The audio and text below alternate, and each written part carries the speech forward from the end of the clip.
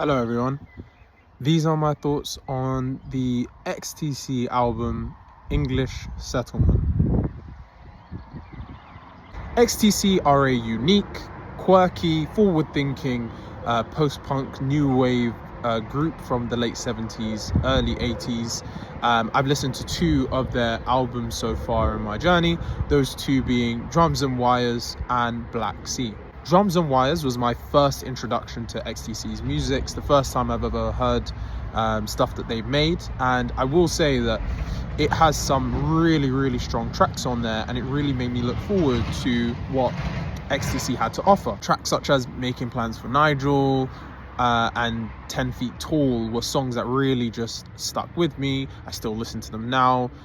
Just really great tracks to listen to. And although the album did have some misses on it and it wasn't the most concise track list, they had some really strong stuff in there to make me excited about XTC and what they had to offer coming up in my journey. Their next album then, which was Black Sea, didn't have the high points in my opinion that Drums and Wires did. However, the track list was a lot more concise and we saw less misses on that album in my opinion than on the first album that I listened to.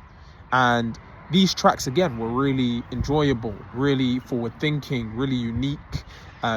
They lost a little bit of that quirkiness that we saw on that Drums and Wires album. However, they still portrayed that kind of fun, accessible, catchy song style that they I assume are famous for. So with all that in mind, I was thinking, okay, new XTC album. Hopefully on this one, not only do we see a concise, watertight track list, but then we also get those really strong high points that we saw on Drums and Wires. I didn't expect to kind of branch out or do anything different than what I'm used to from them, because they were already so unique compared to all the other bands I've been listening to so far. So you can imagine my surprise when I listened to this album, English Settlement. This is a double album. It's a long album. I think it's like an hour and 17 in run length.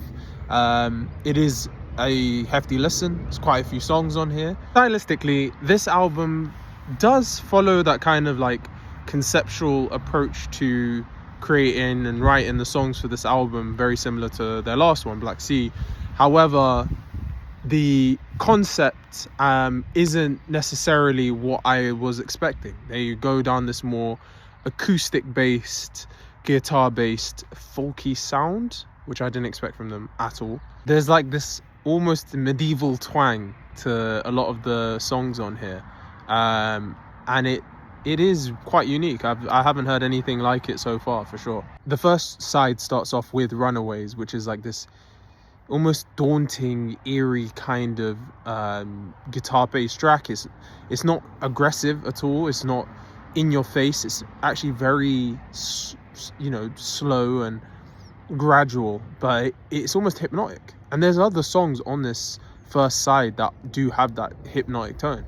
Jason and the Argonauts is a really catchy track that also sounds very hypnotic, very soothing, but also there's like this eeriness to it as well. Again, very folky though in its style.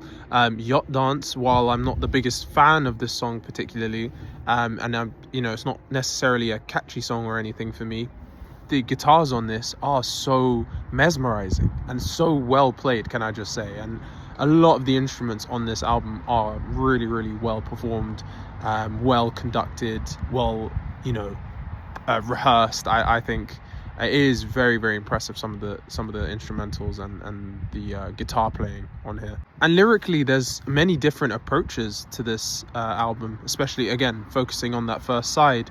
You have Ball and Chain, which focus on the Thatcherite policies that had effect on England starting off in the early 80s time. And you get another idea of early 80s Britain and early 80s British lifestyle with the song No Thugs in Our House, where it talks about parents mentally refusing the concept of one of their children becoming a far-right racist or something of that ilk individual. The song is you know, jumpy, aggressive, but it's also quite catchy, and it's something that is addictive. And again, this is a common theme with XTC's music. They make these wild, weird, unique, unfound, like just hard to think of tracks, and yet they still somehow manage to make those, you know, quite experimental tracks sound so addictive and catchy and almost poppy, you know, accessible. And it pays off a lot in the high points on this album.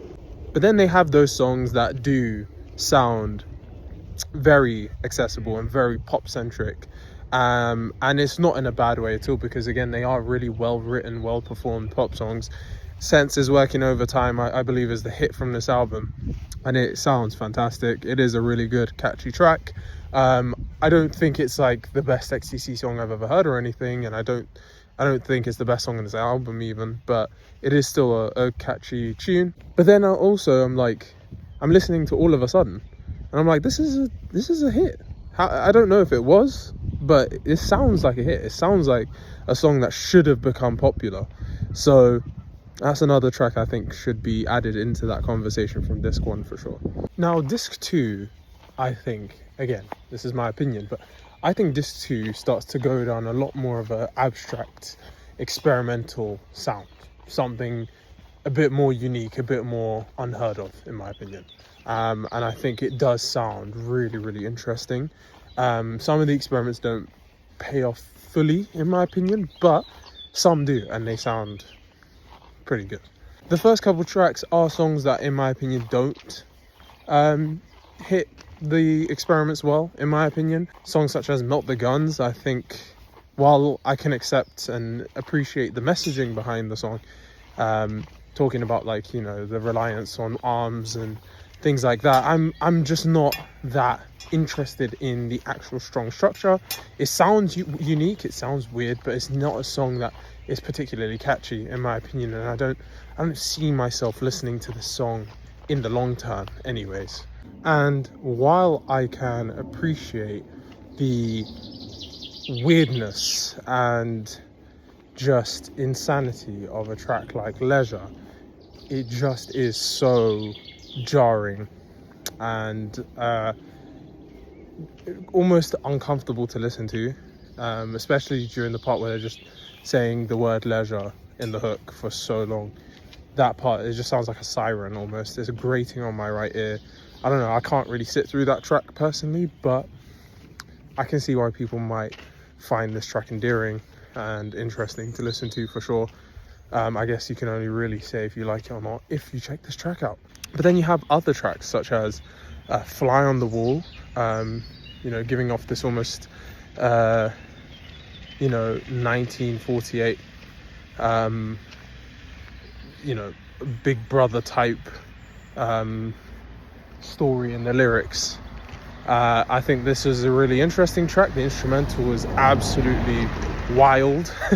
And the song structure is crazy, but it is a really catchy track, and I think this is an experiment that does pay off, in my opinion. And also Knuckle Down, another wild, interesting track, but it is pop centric. It does sound catchy, it does sound addictive, and it's another one of those tracks where they really do pull off the staying wild but also maintaining that accessibility for the general music listener. And the instrumental performances on the second half continue to be phenomenal. So intricate, so well planned, so well composed. It is really, really interesting to listen to for sure. And while some of the other tracks on this second disc don't quite appeal to me as much as the ones on the first half, I will say that the outro, Snowman, is this very interesting and funny take on a heartbreak, on a rejection, saying that, you know, this woman is so cold, I'm shivering kind of vibe. It is quite a funny track. At least that's what I picked up from the song anyway. And yeah, it does pay off. Sorry, get that out of the way. Yeah, it does pay off. It does work for me. I wouldn't use this as an outro personally, but I respect it. I'm not against it. It's a good track either way, and I don't think it brings down the track list at all for sure. So overall, I think if you are into new wave, power pop, British 80s music in general, or if you just like really good, interesting songwriting, really wild and wacky performances, and if you really like intricate guitar playing, really well composed instrumentals, and honestly, if you are into folk and that kind of music as well, I think this is an album that you will enjoy. While I do think that it is filled with some great tracks, I don't personally believe that it is their best. I know there's this wild general consensus that this is their finest work, this is the best album they've made. I personally don't see that. I don't even think I would put it above Drums and Wires. I think out of the three that I've listened to, including this, I would put it third as a track list. But that's not to say it's a bad album. It's not a bad album at all. It is really good. It's enjoyable. It's fun. I just think that there are too many misses on this track list for me to put it anywhere near the A tier or the S tier. And that's just my humble opinion. I do value efficiency when it comes to track lists. I am feeling a solid B grade on this album. It's great, and I think everyone should go and check out XTC's music if you haven't in the past. I think there are some really strong high points on this, and I can totally understand if this is your favorite XTC album. But it is enjoyable. I'm not going to take that away from it. I just think that, yeah, there are some tracks that do bring down the track list, and if they removed some of the tracks that I'm personally not a fan of, this could be a really high achieving S tier, A tier album. But with that said, I think you should still check it out regardless. Check out all the albums that we listen to on this journey. I want you to join this journey with me. Let's do this together. And yeah, on to the next one, right? Thank you so much for watching as always. 1982 is starting off pretty well so far. Spoiler alert, I've listened to a couple other ones ahead of time, and yeah, I'm looking forward to reviewing these next few, I'll tell you that much. But yeah, thank you. See you in the next one. Bye.